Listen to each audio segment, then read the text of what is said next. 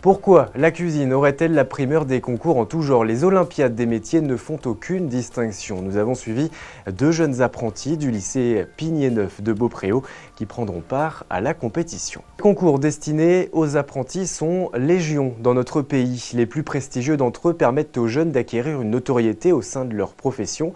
Mais faut-il encore franchir chaque étape de qualification en ce qui concerne les Olympiades des métiers? Les sélections régionales se déroulent vendredi et samedi. À ce petit jeu, certains Choletais ne sont pas en reste. C'est le cas de Tony Lefebvre et d'Alexis Lézé, engagés en maintenance de matériels agricoles. Regardez ce portrait croisé signé Frédéric Lamy. De son propre aveu, Tony Lefebvre n'ira pas sans une certaine pression aux épreuves régionales des Olympiades. Non pas que le challenge en lui-même lui fasse peur, bien au contraire, mais le fait qu'il ait décroché en 2010 la plus haute distinction nationale au concours Un des meilleurs apprentis de France lui interdit tout faux pas, une élimination prématurée pouvant être perçue à ses yeux comme une régression. Certes, le jeune homme de 18 ans a placé la barre très haut, mais qu'importe, le jeu en vaut la chandelle pour l'expérience et accessoirement le CV. Non, c'est un honneur d'avoir obtenu ce titre. Ça fait une valorisation par rapport aux autres. On met en avance nos compétences par rapport à, par exemple, pour l'avenir dans une entreprise, pour justifier en fait notre formation, pour qu'on puisse dire qu'on était meilleur que d'autres.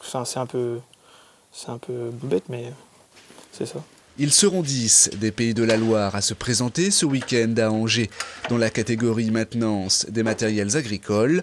Sur sa route, Tony croisera notamment son ami de promotion, Alexis, dont le souhait est de s'imprégner de l'ambiance du concours et d'acquérir une plus grande expérience professionnelle.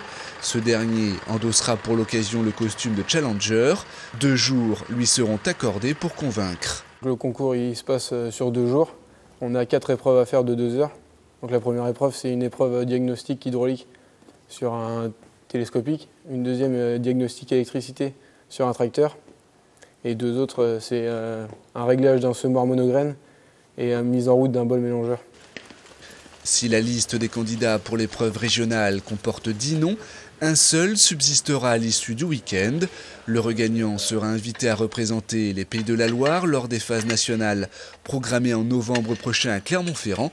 En attendant l'ultime étape, chacun donnera le meilleur de lui-même ce week-end, à commencer par Tony et Alexis, tous deux conscients de l'opportunité que leurs professeurs leur ont donnée en les retenant pour participer aux Olympiades.